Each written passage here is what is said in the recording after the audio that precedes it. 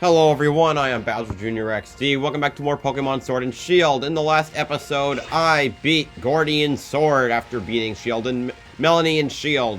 And now we're looking to progress on Route 9, but I'll tell you firsthand, will be no progressing today. There's no way we're letting you anywhere near Spikeman. That means we can't let you go on the Route 9. It's Team Yo's duty to turn his loving dreadnought. You don't get to stop people from heading out over the water. But wait. Yes, I understand. All I'm saying is that I can make it so the road and bikes can ride on water.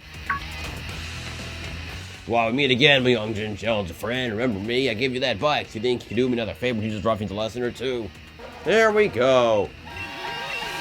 So, you're gonna know as soon as I enter battle that this is the second time I'm recording this episode because I realized there were way too many bios and I needed to spend a little, make sure I had a whole list ready for myself. And so I'm doing that on my sword version instead of my shield version. As you can see, I have Cryonic, which learned Freeze Dry after I fought the rival battle against, Hop. So, we're actually getting some good moves. Immunity to Hail is also pretty nice. Now, none of the encounters are on Route 9, which is going to be unbelievable. But we have a ton of stuff to do elsewhere, which kind of stinks. Because it's going to take me a while to go through. And I may not get to every Pokemon that I want to.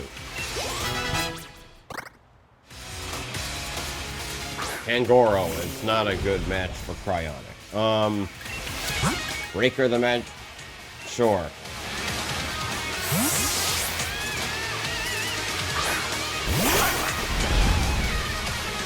This is being recorded on the day of the Smash Direct. Pokemon Direct, and I thought it was awesome to watch. I'm kind of psyched I'm psyched for the expansion pass and for Mystery Dungeon DX. Just because those games are great. No, I've played Mystery Dungeon 1 and 2.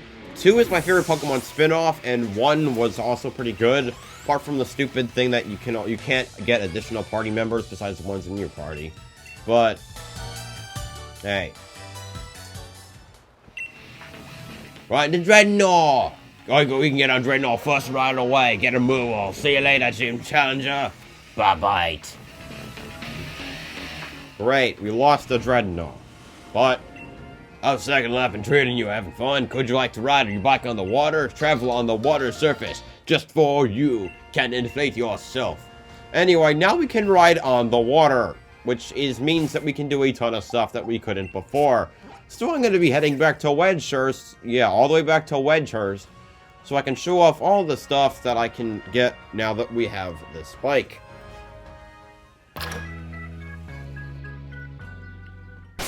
I'll also be changing my party around accordingly.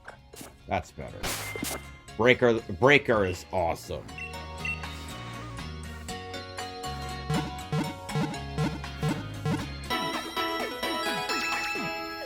Colossal is also, but even though I don't use it a lot because I try to keep my levels consistent. Right, that'll be that's post-game stuff because this is also updated the same day. So I'll probably show that off in the end game and probably revisit this let's play when it's time for the Isle of Armor.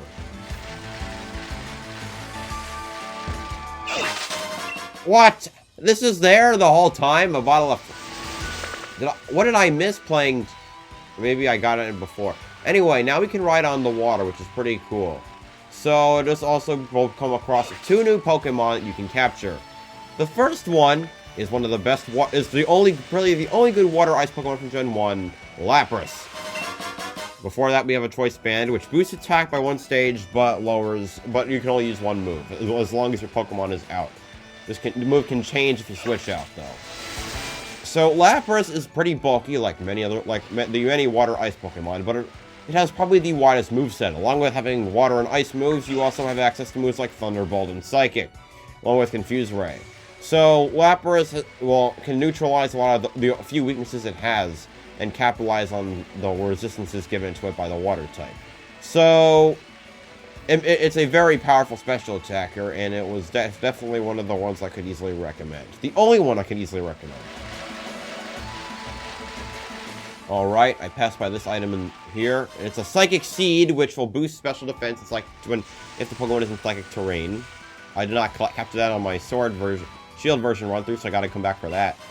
Water Stone over here to evolve Water-type Pokemon. Alright, so the other Pokemon you get by fishing is Feebas. Feebas has always been a rare Pokemon I capture, and also something that's hard to evolve because of the fact you needed to have high beauty before. This game all you need is a Prism Scale, which is much better. If you trade Feebas with the Prism Scale, it evolves into Milotic, which is a very powerful special tank with high special attack and even better special defense, along with an ability that boosts its defense when it has a status condition. So you have many ways that you can just buff its defensive capabilities, making it really nice Pokemon to have. The only problem is that its offensive moveset is severely limited, unlike Gyarados, but this is still one I would never hesitate to use. It's just really nice. Now, if I can get this item, this would be really nice. What in the heck am I supposed to do? I got a PP Max, by the way, on the island in the middle, which is an item that will boost the PP of a move all the way to its maximum, which is each use of a PP up will up the PP by 20% of the base. Prism Scale for evolving Feebas. Over here we have an Obstagoon blocking the way, or you can just walk past it. Obstagoon, of course, being the final evolved form of Zigzagoon, having being nice attack and defense, along with some nice dark and fighting moves to use. I'm using one on this team, so I can tell you it's really nice. Yampa, level 41. I passed by a TM, and it looks like it's... what is it?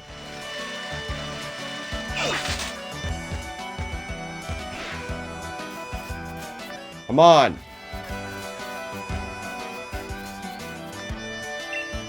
69 Psycho Cut! A high critical hit ratio physical psychic move. The best psychic move. That's physical. Alright. I want to get the other stuff out of the way, so the next stop is Turffield.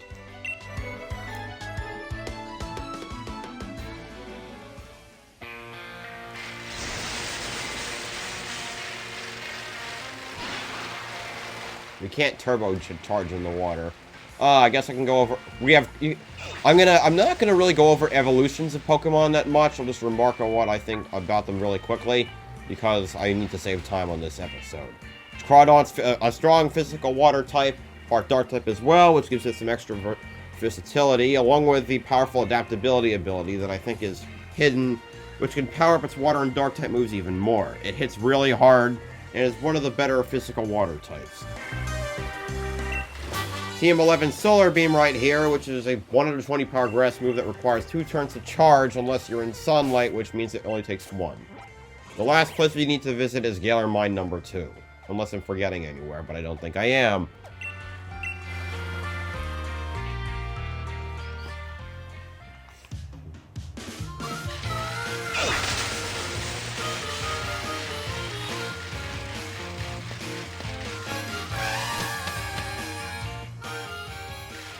Alrighty, that's a lot of everything.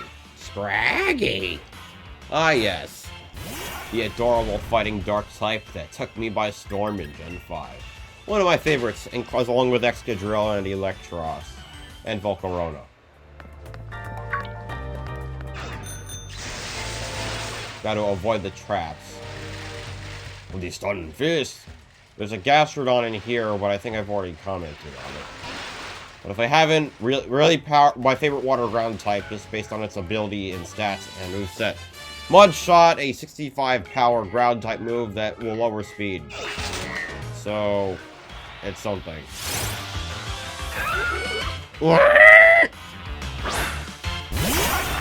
I can't imagine why you wouldn't have a team set at this point, but the funny thing is that all the wild Pokemon are set to levels that they're still viable to catch no matter how far you are in the game. So, I guess that's something Sword and Shield actually did very well. Which is why that you can still go for any Pokemon for viable options. Alright, now for the big one, because there are several areas in the wild area. There are 2 areas in the wild area I haven't been able to get to. Lake of Outrage and the first spot, Axew's Eye. So, let's get over there, because there are a ton of Pokemon I can catch now, including 1 new Pokemon that can only be found in the water. Technically 2, but that would count as evolution. So the first Pokemon you can, for the water, on some weather conditions, you can find Mantike and Mantine. These are a set of bulky water Pokemon, Mantine being the evolution, which you need a Remoraid with Mantike in order to evolve it. Mantine is pretty nice. It's very bulky on the special side, with being water and flying, also helping a nice neutralizing the weakness to grass and being immune to ground moves. Well, I think I think it suits more of a multiplayer run than a single player run type, but it's not bad, and it's still definitely usable. It's just harder to use than other water types. So it's something to be on the fence about using. Here I got some nice berries. Alright, now it's going to be a slew of wild Pokemon evolutions, so here we go. I have the TM for Air Slash is over here, a 75 power flying move that has a 30% chance for flinches. Great for Togekiss. Beware! A normal fighting Pokemon that's extremely bulky thanks to its fluffy ability, although it also makes it weak to fire. And it does those things that being a bulky physical attacker really well. It's good. Unpheasant sucks, especially compared to stuff like Corviknight. Seriously, this is not something I would go for. Ever. Steenie, the evolved form of Bounsweet, being a physical grass type attacker that will only evolve when it learns Stomp. At the level it's caught at here, it will learn Stomp, so you just need to level it up once to evolve it into a pretty powerful physical attacker with moves like acrobatics and high jump kick. Really nice. I used it twice. Haxorus will appear on this island, but don't capture it because it's too powerful. See, level 60 is too powerful to catch.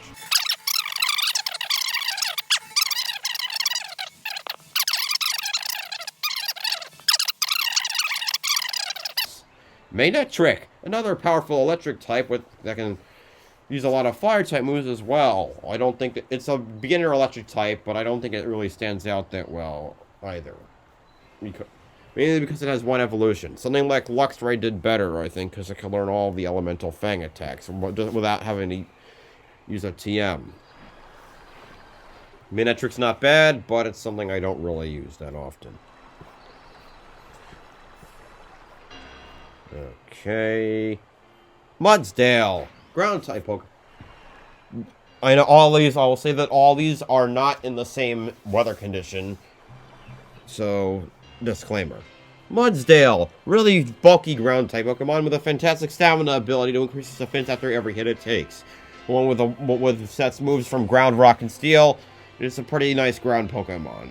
Especially it fulfills the role it needs to, and it does so very nicely. Claydol, ground psychic type, bulky, learns both Reflect and Light Screen, and basically runs on something like Earthquake, Psychic, or Light Screen, and Reflect. Does that well as well. It's not particularly powerful, but it can do a mixed role pretty well. Drifblim, Ghost Flying type, very bulky. Works well as another bulky attacker. I think it's one of the better users of Stockpile. Plus, it has the hidden ability Flare Boost that turns a burn from a minus to a plus. Another very nice Pokemon that I like to use. That's everything on this darn island. This is new. Oh, wait. I don't remember if I went over Abomasnow already, but if I haven't, it's an Ice Grass type. Very powerful physical attacker, but with being Grass Ice makes you unfortunately weak to both quad weak to fire. So it's something I would probably skip on. Plus, I don't like physical ice type Pokemon apart from Weavile. Alright, moving on to the last area.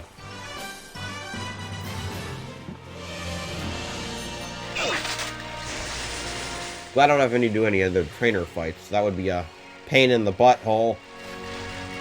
Oh. Well, I guess there's some Pokemon over here I could talk about. I don't think I talked about Clang, but there's no point because its evolution can be caught now. Although I will warn that most of the Pokemon in the Lake of Outrage are extremely high level, and as such, many of them might not be catchable at this point. But it's important that I go over them now because you know where to find them. Plus, I will not be revisiting these areas. Unless I have to. There's a Mantike going around over there. It looks really cute. That's what it does. Over here we have an item. A Focus Sash, which will leave a Pokemon with 1 HP! We haven't even seen the pre-evolution of this thing yet. And that will be in Route 9, so I'm just going to skip catching this thing. It's going to be like level 60 or something. Well, let's see. We can only catch Pokemon up to level 50s right now. So I'm going to avoid. Meanwhile,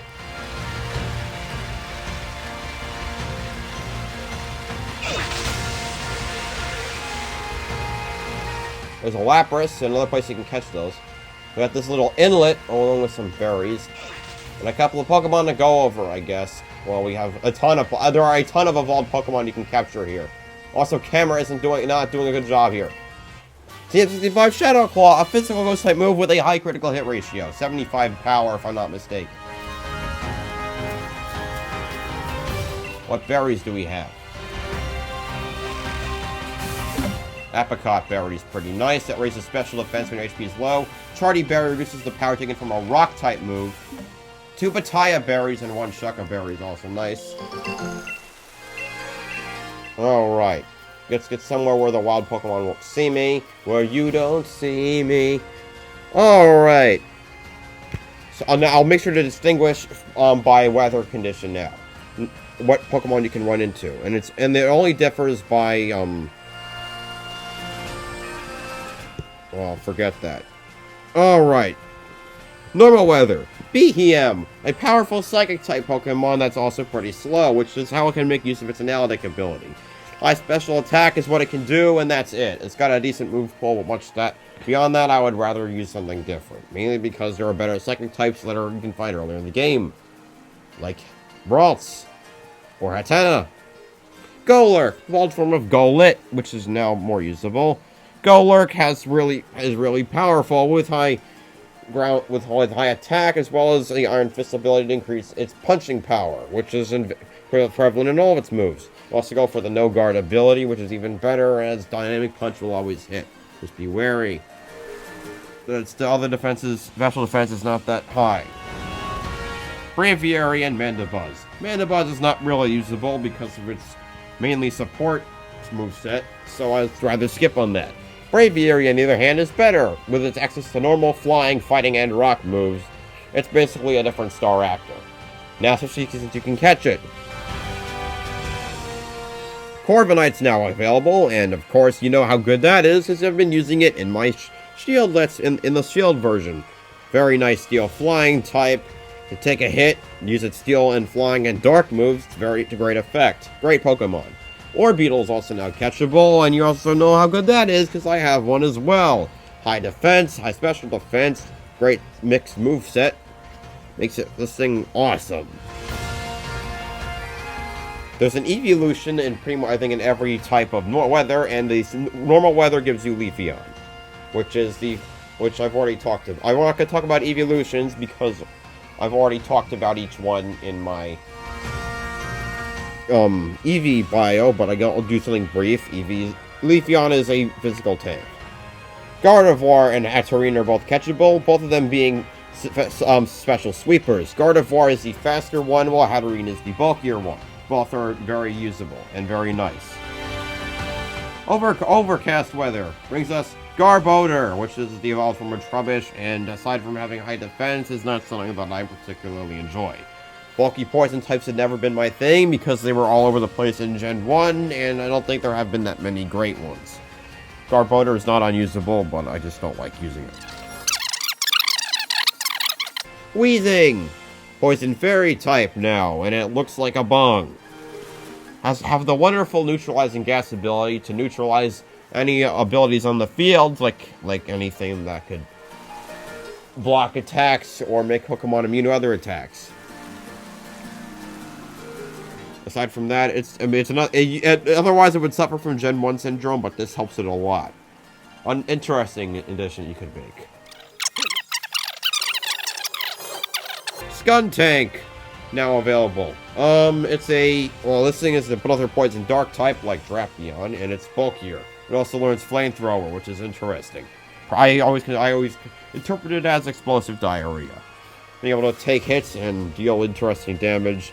I've used a Skuntank before, and I think it's still a pretty good one that you could use. Grimmsnarl, the evolved form of Morgram, which is the evolved form of Impidimp. A pretty powerful Dark Fairy type, with the move Spirit Break, which can also lower the opponent's special attack and do damage at the same time. Pretty powerful, and definitely great. Pangoro, the Fighting Dark Pokemon, introduced in Gen 6, and it's okay, I guess.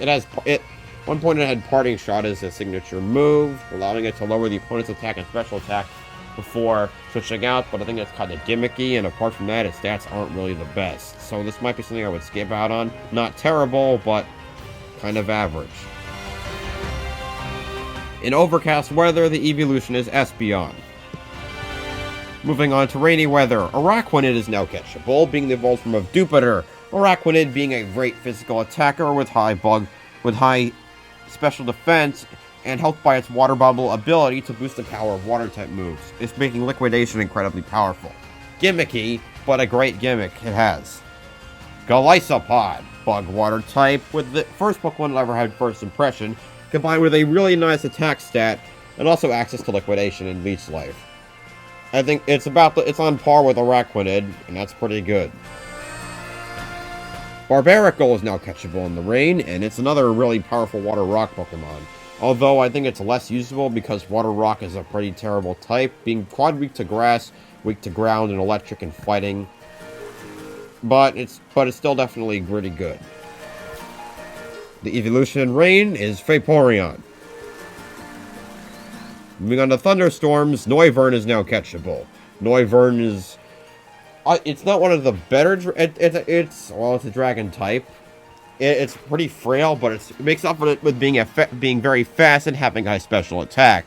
And ultimate, having access to some moves like Dragon Pulse, Hurricane, and the all-powerful Boom Burst, which is essentially a better version of Hyper Voice, so long as your ally does not get hit. If you haven't gotten a dragon type and you want one, this could be one you could go for. Although I think there are several better ones available in this area itself.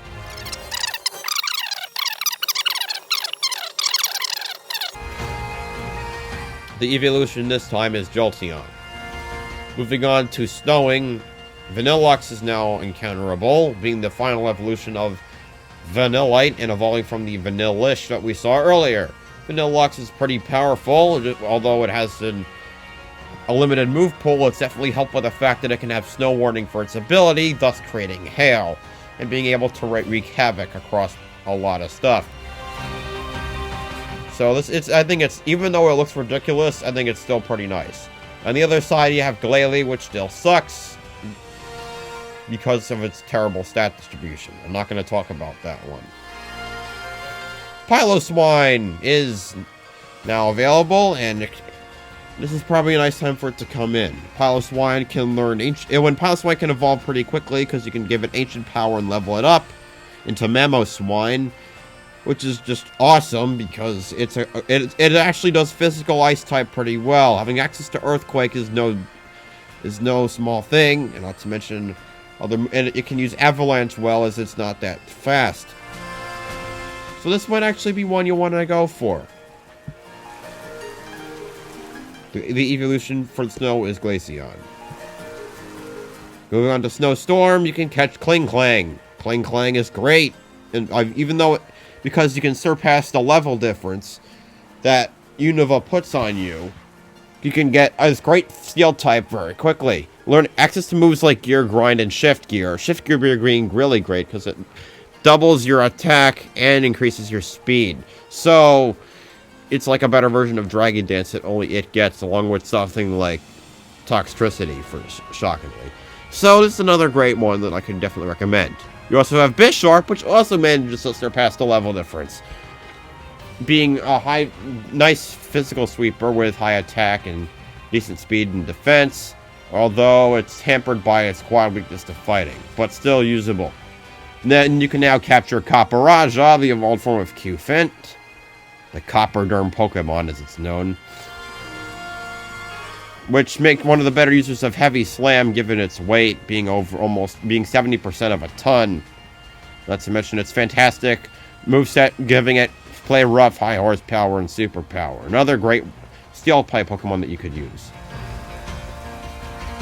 Already mentioned Perseeker before, but this is now a better chance if you can catch Doublade.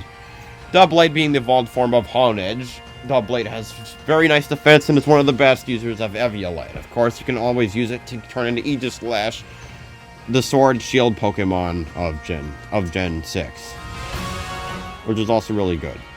Snowstorm evolution is also Glaceon, of course. Moving on to the Intense Sunlight, we can now catch your Ninetales and Arcanine. Ninetales is a special tank, in that it has high special defense and nothing else, and it can set off Sun, which is not really the best. However, you can also get Arcanine, which is very nice. Arcanine having being a physical attacker with a much wider moveset than before. So that's, well, no, it just has a really wide moveset, and it's one of the best fire types from Gen 1. So it's awesome. From there, you can capture Flygon now, I think in both generations. Yes, surprisingly in both generations. No, in both games.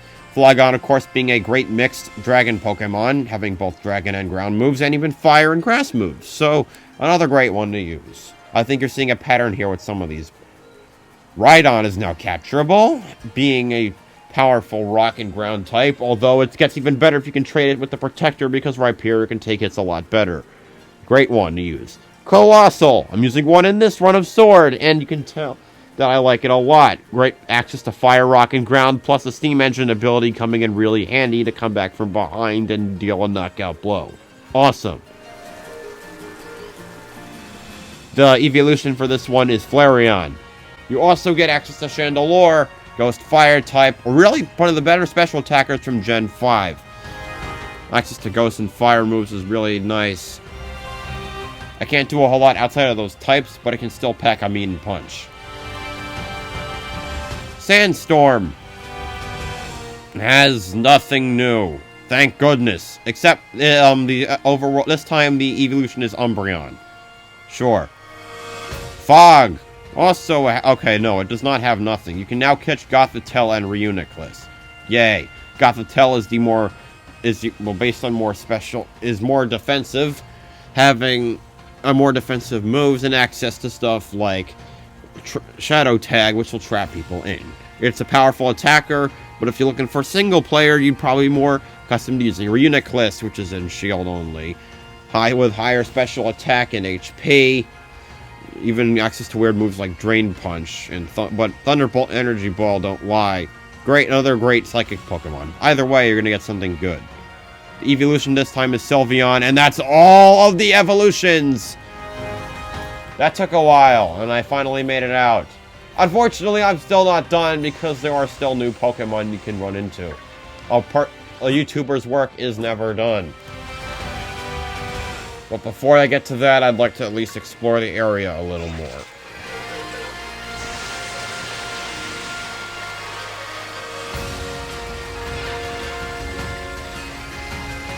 I will not be mentioning Pokemon that I can run into outside of this area, because they can come up on later routes. Shiny Stone right there, which can evolve several Pokemon. I see something over here. Max Revive is always nice. Okay, I could have sworn it was a really nice item. Assault Vest! Boosts special defense but prevents use of status moves. Essentially, it's something you want for a more powerful sweeper that isn't as... I think it's better for Pokemon that aren't as frail, because you would use a Choice Band, Specs, or Scarf for those. Especially the Choice Scarf, but that's still pretty good.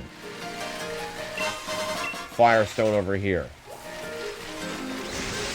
Is there one on each of these? Like a different elemental stones? Araquanid alert.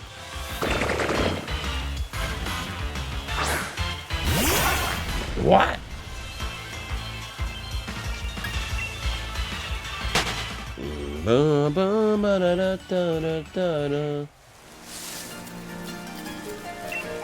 A dusk stone for ghost types.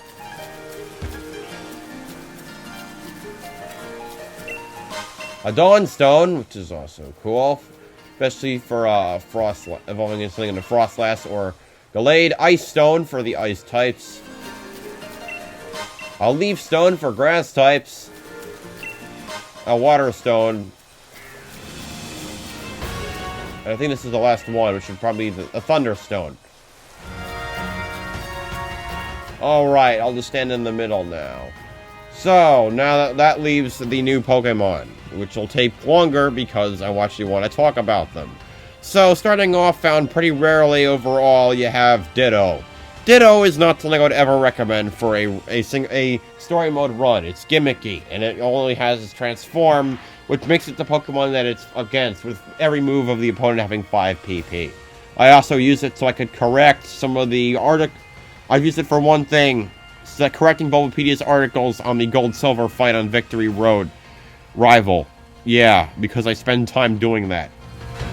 But the only use Ditto has is using it for hatching eggs, because it can mate with anything, even the genderless and male. So, good on it for that. We also have access to a lot of pseudo-legendaries. Starting off with a sword exclusive, we have Jangmo-o. Jangmo-o, well, all the pseudo-legendaries evolve late, which actually is useful now because they are all going to evolve pretty quickly. Jangmo-o specifically evolves at level 45 into its final evolution, Kommo-o, meaning you can get this thing into its final form right off the bat. Kommo-o has some fantastic abilities like Bulletproof, which blocks a lot of ball and sphere moves, making it can just block any really powerful special attack. It also has access to both dragon and fighting moves, which is I think is extremely helpful. Not to mention it has a signature move, Clanging Scales, which is a special attack, but it's powerful enough that I can still do some nice damage, especially because its attack stat isn't that much higher than its special attack stat. But it also got a new move called Klingora Soul, which comes from its signature Z move, Klingora Soul Blaze, where you lose a third of your health by raising all of your stats, which is extremely helpful. And definitely one I could recommend, which also makes the Pokemon that I'm about to talk about kind of crappy. Except not, because it's not. In contrast, you get Larvitar and Shield version, and Larvitar is nothing to sneeze at. Note, this thing will take some time to evolve, because it evolves at level 30 and then 55, but Tyranitar is worth it. Tyranitar, when fully evolved, has Sandstream for its ability, which means it creates Sandstorm, and as a rock type, it receives a lot of the benefits. Not to mention, instead of being ground, it's part dark, which neutralizes some of the problems with rock and ground types. And not meant to mention, this thing has access to a lot of moves, including the elemental punches. So, at least if they were in this game, but they're not. Or maybe they are, and I just can't find them. So, oh, no, I'm wrong. They do have the elemental punches. So, Tyranitar is also bulkier overall because of its abilities. And it's also the only rock and ground... Well, it's only the only rock type pseudo-legendary. But it's pretty powerful, and it's one of my favorite Johto Pokemon, so I can definitely recommend it. Dang, it just takes a hit. Alright. Those are found in overcast weather, if you're curious. Alright, going on to some rainy encounters, we can find Rotom. Now, Rotom is Electric Ghost, and at first glance, you might think this thing sucks, because its stats aren't that big, and while it may have Levitate, which is fantastic for an electric type, it can't really do a whole lot with its weak stats. However, this is changed because of well, no, it's always been this way, that it has access to different forms. Precisely, it has 5 different forms, besides its base form. So, Rotom has 5 different forms, and it all depends on cutting into a appliance that you find. So, there are 5 different appliances you can insert, and each one will obviously power it up. There are definitely tiers for which ones are better, because certain ones are better than others. On the bottom, you have the form of the refrigerator Frost Rotom, which is electric ice. And it's electric ice. And while I've lately been praising my Cryonic and Sword, it's still problematic, especially on the defensive side. It gets Blizzard in this form, which is nice, but it's not fantastic. Next up is the electric flying type. Fan Rotom, which is an electric fan, and it's electric flying. We also learns Air Slash, which is the weakest of the new moves it can possibly learn. And electric flying is nice, but it makes Levitate pointless, and it's still weak to rock and ice. So it's better, but we're not at the good level yet. Next up, you have Fan Rotom, which is Mow Rotom, and a lawnmower for electric grass, having access to Leaf Storm, one of the more powerful special moves. And it's the only grass electric type, and while it does have new weaknesses, I think the combination of attacks is still pretty good, even if electric grass both target water. So this one's pretty good. At the top, you have Heat Rotom, which is the oven, which learns Overheat. With Fire Electric, it's pretty powerful, and it can't be hit by ground moves because of its Levitate ability, which is fantastic. Not to mention being able to incinerate the nice ice types that are so annoying. And finally, you have Wash Rotom, the best of the best. Electric water, not weak to ground, it's only weak to grass. Has Hydro Pump to deal with other pesky ground types. It's great. It's a little worse now because it can't learn Toxic anymore because of the TM changes. But I like this thing a lot anyway. And if you could get the appliances, it's definitely something I could recommend. Something else you can find in Raining are the new pseudo-legendaries. Or not new pseudo-legendaries, but new Pokemon you can run into. Starting off in the Sword version, we have Dino. Dino was the special attacker of the pseudo-legendaries. It has the highest special attack, and it has the widest moveset, it learns moves from every type except for Grass and Fairy. Although it only comes out, this versatility comes with the cost of leveling up, because you're probably not going to get this thing evolved until the end of the game, or past it, because it'll final evolve at 64, which stinks.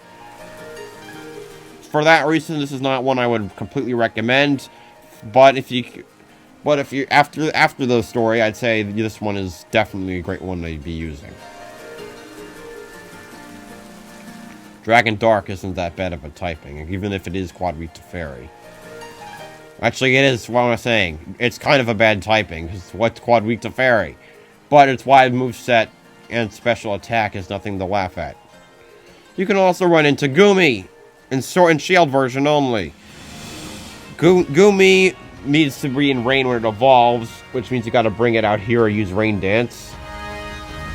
Into Goodra at level 50, which is one of my favorite pseudo-legendaries. It's incredibly bulky. 150 special defense is fantastic. Along with an interesting moveset, even on the end of its moveset. Stuff like Dragon Pulse, Muddy Water, Power Up, and even stuff like Sludge Bomb by TR. Or TM. No, TR. And not to mention its gooey ability makes direct contact really bad for the opponents because it slows them down, allowing Goodra to get more hits. So this is another great Pokemon you can use, and because of its level up criteria for evolution, it's a lot better than something like Hydreigon. Alright, that leaves, I'm pretty sure, our 3 more Pokemon. In the Sunny Weather and Sword version, you can run into Turtonator. Turtonator has two things going for it. 1, it has really high defense. 2, its signature move is Shell Trap, which lays a trap for the opponent if it uses a physical attack, which will explode with one base 150 damage. Apart from that, its stats aren't really that impressive, and frankly, it's not really something I would enjoy using. There's a different fire dragon type that I would like to use, but it's not in the game right now, so this is something I would probably skip. On the other side, we have Drampa and Shield, and this thing is actually really sweet. First off, it has a Berserk ability, which will increase its special attack when its HP is below half. Pretty nice. It also has one of the great wide movesets, with stuff like Dragon Pulse, Hyper Voice, Fire Blast, Ice Beam, and even Fire Energy Ball. This thing will kill. I remember watching VGC 2017, and I was really shocked and happy at the power of Drampa. It's definitely one of my favorites. Alright, this takes us to the pseudo-legendary of the game, Dreepy. Dreepy is the new one, and it also takes forever to evolve, to the point where it's not something I would recommend using in a story mode run. It evolving first at 50 and then at 60 into its final evolution, Dragapult. Dragapult is the fastest pseudo-legendary with base 142. It also has pretty high attack and special attack. So obviously it's another type of mixed sweeper, and it can operate on either side. It has a new special move, Dragon Darts, which will attack twice with base power 50, kind of like Bone Boomerang, which hits both opponents if there are two opponents, which is cool because it's essentially a different version of Earthquake. So it also has a nice move set with stuff like Phantom Force, Solar Beam, and of course stuff like Thunderbolt and Flamethrower, and even Psychic Fangs, even though the thing doesn't look like it has a mouth. But no buts. This thing is pretty good. Just probably not for story mode because of its high level up. You can, oh yeah, there actually are a couple more that I forgot about. 3 to be exact, and they're all in the ice area. Or rather, in a snowstorm, not the ice area. So, we have Bergmite. Bergmite is it's a high defensive ice-type Pokemon, and you know this is something I'm not high on. Well, I hope I'm not high on ice, that would be really bad. It's not something that I really care for. Although I would say its evolution Avalugg, which is easy to get because of its the level you get it at, is not that bad. It has, in addition to having really high defense at base 184, its high attack at 110 is also pretty nice, with being able to use Avalanche extremely effectively because of how slow it is. You know, so we get stuff like Wide Guard to block moves like Earthquake, and even stuff like Rock Slide. I still don't think this is a really good ice type, but it's far from unusable because of its actual good offensive stats. I mean. The other new ice type is Mr. Mime. And you might be wondering, what? Mr. Mime, that's a Psychic Fairy type. Well, yes it is. But Galarian Mr. Mime is Ice Psychic, which is completely different. This type of Mr. Mime is more of a attacker than its predecessor, having higher HP and speed, while sacrificing a lot of its special defense. However, I can't talk about Mr. Mime because it actually evolves into Mr. Rhyme as long as it has level 42. So, Mr. Rhyme is pretty sweet, having better stats than Mr. Mime, and actually converting some of the stats it gained back into special attack and special defense, so that it is actually operable. Ice Psychic providing it nice attacking points with Freeze Dry and Psychic, as well as stuff like Thunderbolt and Shadow Ball. So that Mr. Rhyme can kick some serious butt. Not to mention that it also has the Screen Cleaner ability, which is new and erases Light Screen, Reflect, and Aurora Veil. Given how annoying those moves can be, this is a definite plus side. And definitely something worth having.